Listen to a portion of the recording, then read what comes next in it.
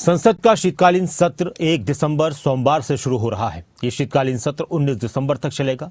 केंद्र और विपक्ष के बीच, सत्ता पक्ष और विपक्ष के बीच इस शीतकालीन सत्र को लेकर कई मुद्दों पर हंगामा होने के आसार अभी से नजर आ रहे हैं।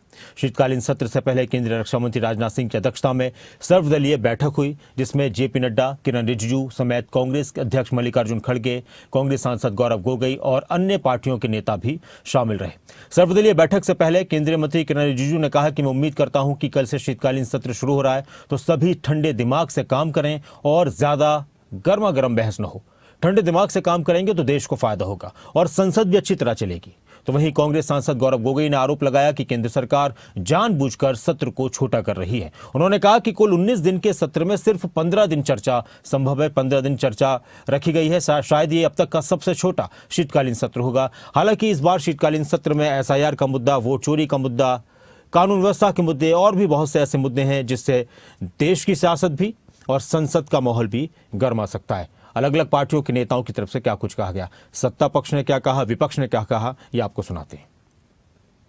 सारा पॉलिटिकल पार्टीज के फ्लोर लीडर्स को धन्यवाद देता हूं। सबने पार्टिसिपेट किया और अपना अपना पार्टी का पक्ष को रखा है।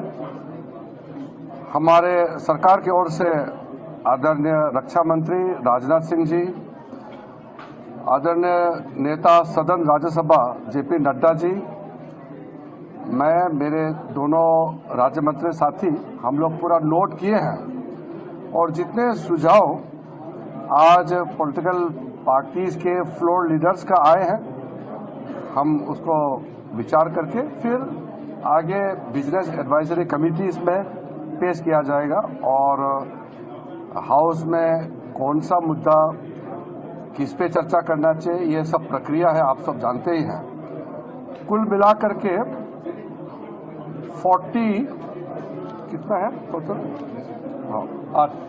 36 पॉलिटिकल पार्टीज और 50 लीडर्स अटेंड किए हैं इस पार्टी में। इस बार ऐसा लग रहा है कि चर्चा होगी और विपक्ष के जो दल हैं वो भी कई मुद्दे लेकर आए हैं ना, इसलिए लगता है चर्चा होगी। देखिए, सर्वदलीय बैठक संसदीय परंपराओं के अनुरूप आयोजित की गई है और सभी दलों के जो फ्लोर लीडर्स हैं, प्रतिनिधि हैं, वो इस बैठक में उपस्थित हुए हैं। माननीय राजनाथ सिंह जी की अध्यक्षता में सभी लोगों ने अपने अपने पक्ष रखे हैं और 14 बिल्स इस बार लिस्टेड हैं। सरकार की ये कोशिश होगी कि ये 15 दिन का हमारा जो वर्किंग डेज है विंटर सेशन में सुचारू ढंग से चले और सरकार की ओर से सभी राजनीतिक दलों से यही पेशकश की गई है कि सभी लोग सदन को सुचारू ढंग से चलाने में सहयोग करें और जो भी आवश्यक विषय हैं उस पर सरकार चर्चा के लिए समय भी निकालेगी।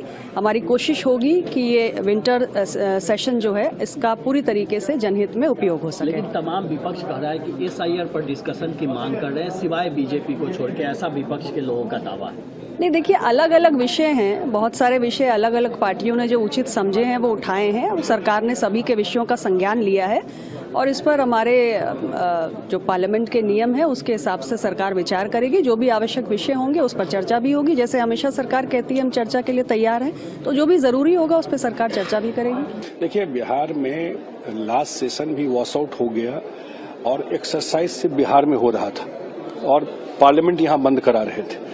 पूरा बिहार में एसआईआर का काम 1 महीने में हुआ।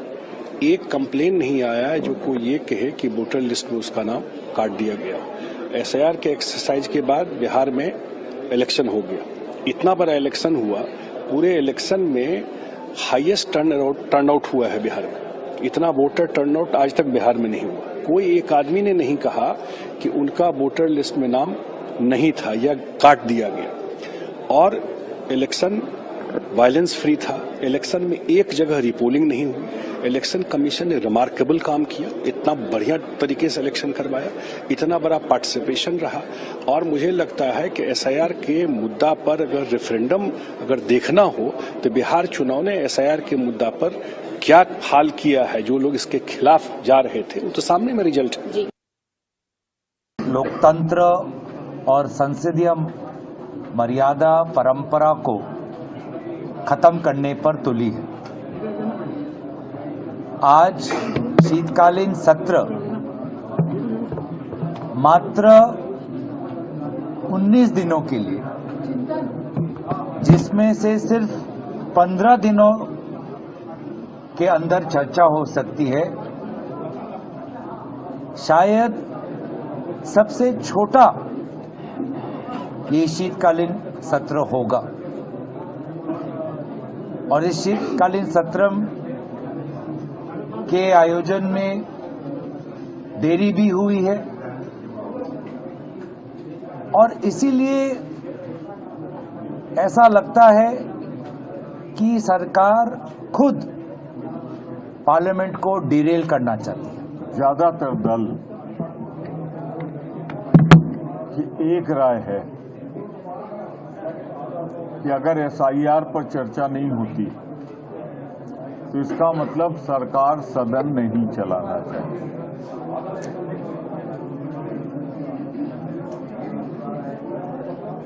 खुद महसूस किया इन्होंने कि जो इन्होंने टाइम टेबल बनाया था वो गलत था, समय बढ़ाया है 1 हफ्ते। तो खुद महसूस कर लिया इन्होंने, क्योंकि इनका टारगेट पूरा नहीं हो रहा था, खुद का जो टारगेट रखा था। देखिए, इसमें बहुत बड़े पैमाने पर अधिकारियों के दबाव में बीएलओज आत्महत्या कर रहे हैं, उनसे वोट काटने के लिए कहा जा रहा है, उनको अलग, जैसे हमारे यहाँ इटावा है, इटावा में सारे लोगों को कैटेगरी सी में डाल दिया है। एक प्रोसेस है कि जिसका 2003 में वोट है, 2025 में वोट है, सो कैटेगरी 1 में रहेगा, किसी डॉक्यूमेंट की उसको जरूरत नहीं। और अगर उनके फादर वगैरह का है, उनका वोट नहीं है, अब हैं वो वोटर, लेकिन उनके माँ बाप के वोट हैं, तो कैटेगरी 2 में आ जाएगा। अब हम लोगों को कैटेगरी सी में डाल दिया है। मैं 92 से तो एमपी हूँ, 67 से वोट डाल रहा हूँ। देखिए, सबसे पहले तो मैंने सारे सरकार को और फ्लोर लीडर्स को ये रिक्वेस्ट किया कि सारे देश में 350 इयर्स का मार्टरडम दिवस गुरु तेग बहादुर साहब का मनाया जा रहा है, जिनको हिंद की चादर इसलिए कहा जाता है कि जो हिंदुस्तान की आज एग्जिस्टेंस है वो ये सुप्रीम सैक्रिफाइस जो हमारे 9वें गुरु ने दिया, रिलीजियस फ्रीडम की जो उन्होंने नींव रखी, उनको ट्रिब्यूट देके किया जाए, इसमें किसी को आपत्ति नहीं होगी। तो शुरुआत में मैंने ये रिक्वेस्ट मांग रखी है। दूसरे नंबर पे मैंने मांगा है कि आप ऐसे बार बार बिल्स लेके आ रहे हैं जिससे फेडरल स्ट्रक्चर ही कमजोर नहीं होता, लेकिन पंजाब को आप आइसोलेट करके वहां पे उसकी अमन शांति को खराब करने वाले, अब चंडीगढ़ का बिल लेके आए जो उन्होंने रोल